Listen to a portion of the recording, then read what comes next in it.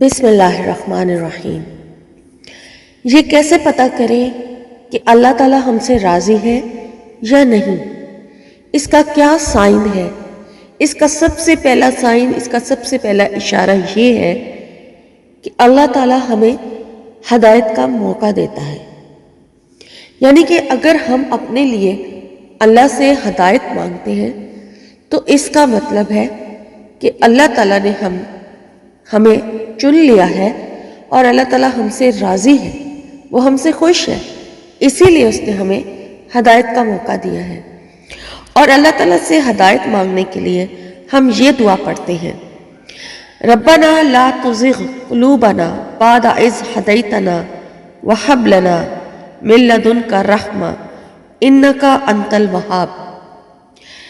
سورہ ال عمران کی آیت نمبر 8 ہے۔ اے پروردگار، جب تو نے ہمیں ہدایت بخشی ہے تو اس کے بعد ہمارے دلوں میں کجی نہ پیدا کیجیے اور ہمیں اپنے ہاں سے نعمت عطا فرما، تو بڑا عطا فرمانے والا ہے۔